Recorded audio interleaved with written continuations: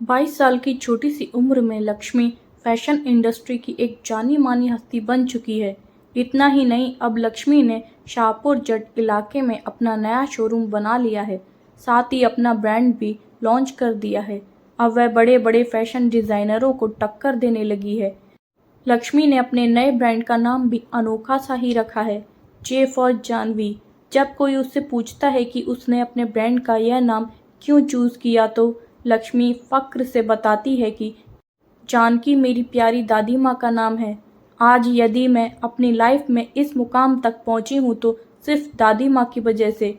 मेरी दादी माँ ही मेरी लाइफ की मेंटोर, मोटिवेटर व नेविगेटर आदि सब हैं। लक्ष्मी की दादी माँ लक्ष्मी के ऑफिस में हर रोज़ लक्ष्मी के साथ ऑफिस में आती हैं। कुछ देर आराम कुर्सी पर बैठती हैं और थक जाती हैं तो लक्ष्मी ड्राइवर के साथ घर वापस भेज देती है।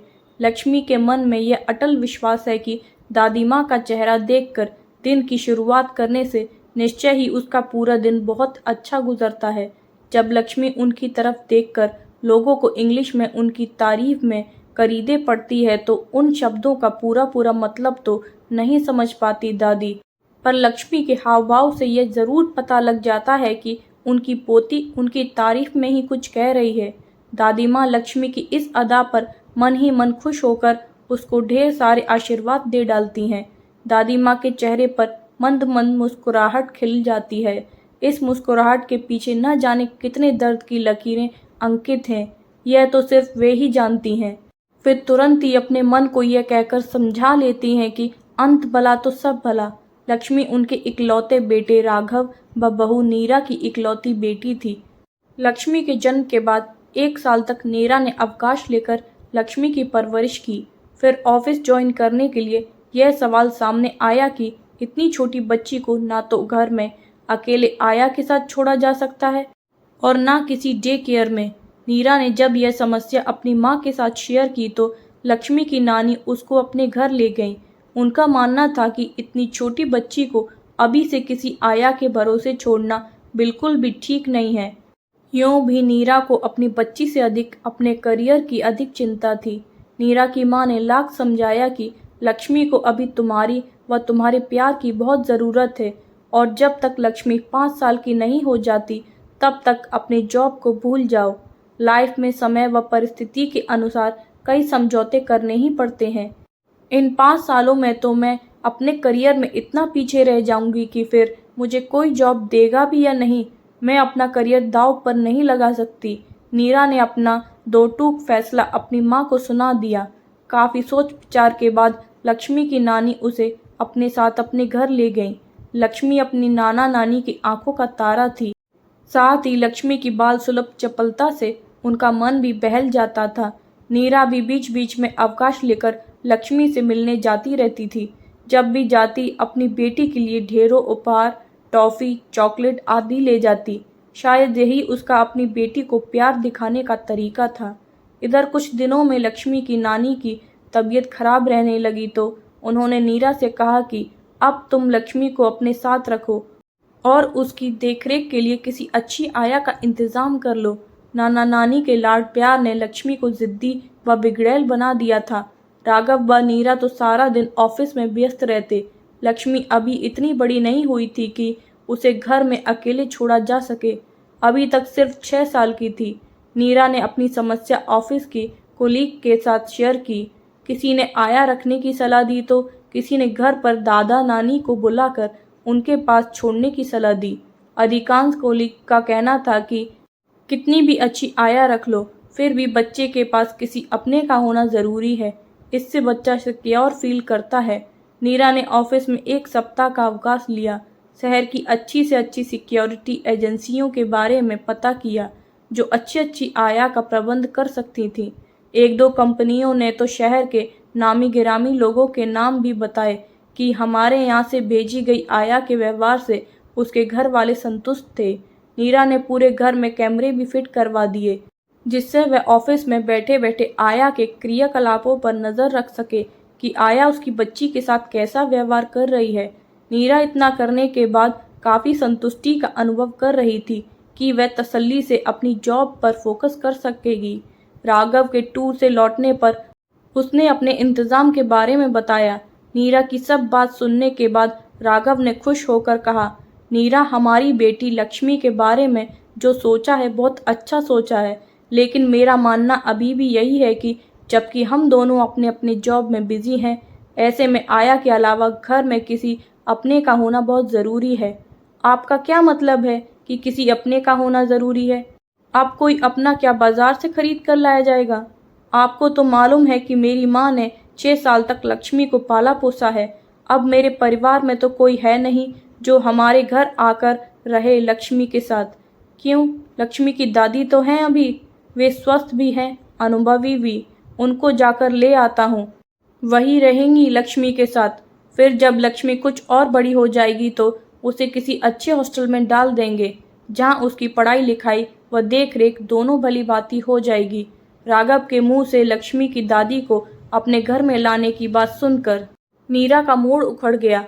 आपको तो बस हरदम अपनी माँ को ही घर में लाने के मौके की तलाश रहती है। आपको मालूम है कि मुझे अपने घर में किसी की दखल अंदाजी ज़रा भी पसंद नहीं है। फिर वह देहातिन मेरी बच्ची को क्या अच्छी आदतें व संस्कार सिखाएगी?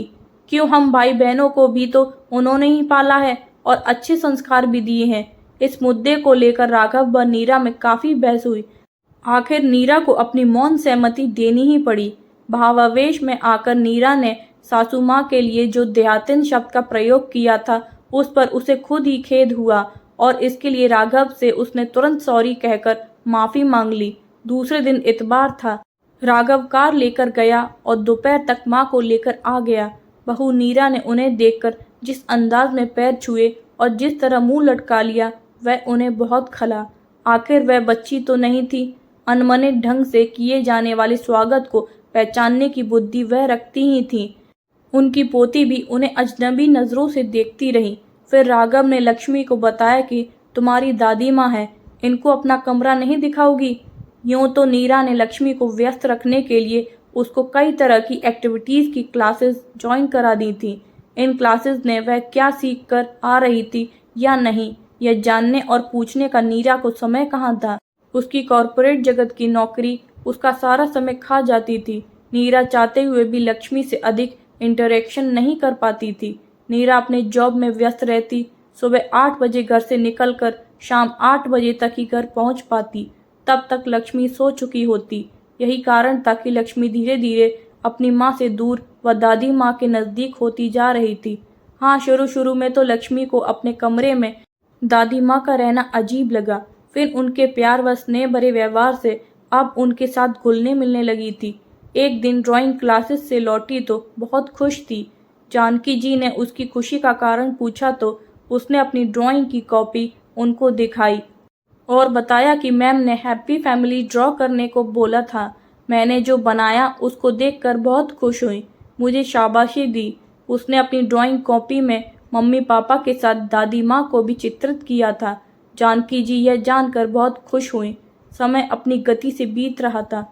घर में आया के साथ साथ लक्ष्मी की दादी माँ है, यह सोचकर नीरा काफ़ी निश्चिंत हो गई थी। लक्ष्मी धीरे धीरे बड़ी होकर 12 साल की उम्र तक पहुँच रही थी। एक दिन स्कूल से लौटी तो स्कूल बैग पलंग पर पटक कर अपने बेड पर औंधे मुंह गिर कर रोने लगी। जानकी जी ने उसके स्कर्ट पर खून के दाग देखे तो घबरा गईं। उन्होंने उसके सिर पर प्यार से हाथ फेरा और कहा, मुझे बताओ, क्या तुमको कहीं चोट लगी है? स्कूल में खेलते समय? लक्ष्मी ने कहा, नहीं, पर मेरे पेट में जोर का दर्द हो रहा है। माँ को 2-3 बार फ़ोन मिलाया पर बात नहीं हो पाई। दादी माँ, क्या आपके पास मेरे पेट दर्द को दूर करने की कोई दवा है? हाँ, है ना। मेरी दवा से तुम्हारा दर्द एकदम छूमंतर हो जाएगा। जानकी जी समझ गईं कि लक्ष्मी को पीरियड शुरू हो गए हैं और इसी कारण उसकी स्कर्ट पर खून के दाग लगे हैं और पेट दर्द हो रहा है। उन्होंने आया को बोलकर गर्म पानी की बोतल लाने को कहा। लक्ष्मी को अपने पास लेटाया, उसके सिर पर प्यार से हाथ फेरा और पेट की सिकाई की। थोड़ी देर में ही लक्ष्मी को नींद आ गई। जब वह सोकर उठी तो बोली, लव यू दादी माँ, आपने तो सच में ही मेरा पेट का दर्द गायब कर दिया। लक्ष्मी को अपने पास बैठाकर धीरे धीरे उसे पीरियड्स की जानकारी दी और बताया, बेटा, एक उम्र आने पर ऐसा सभी के साथ होता है। अब हर महीने तुमको इससे गुजरना होगा। 3-4 दिन के बाद तुम नॉर्मल महसूस करोगी।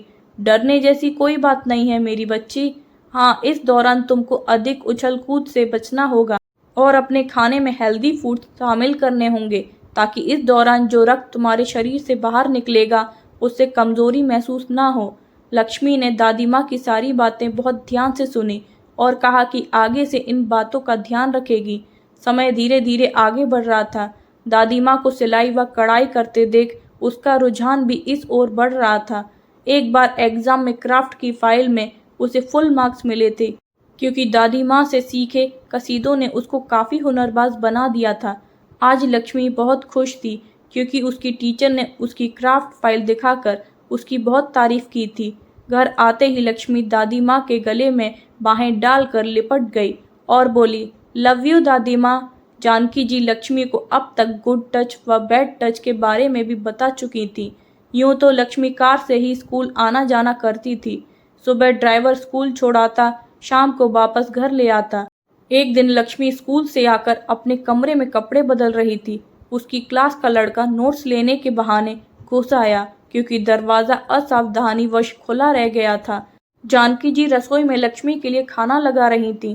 वह लड़का पहले तो लक्ष्मी से छेड़छाड़ करने लगा, फिर उससे ज़बरदस्ती करने की कोशिश की। लक्ष्मी ज़ोर से चिल्लाई।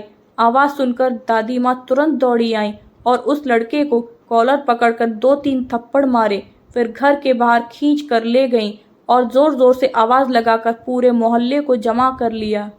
सभी लोगों ने पूरी बात जानकर उस लड़के की जमकर धुलाई की। तब तक किसी ने पुलिस को बुला लिया था। उस लड़के को पुलिस के हवाले कर दिया गया।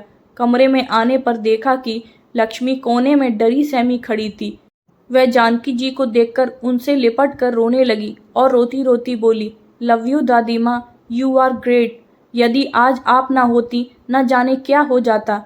आया आंटी तो इन सब से बेखबर घोड़े बेचकर सो रही हैं। शाम को नीरा के ऑफिस से वापस आने पर लक्ष्मी ने पूरी घटना अपनी माँ को बताई कि किस तरह दादी माँ की वजह से आज आपकी बेटी किसी अनहोनी का शिकार होने से बच गई। नीरा को महसूस हुआ कि घर में किसी अपने का होना बहुत ज़रूरी है।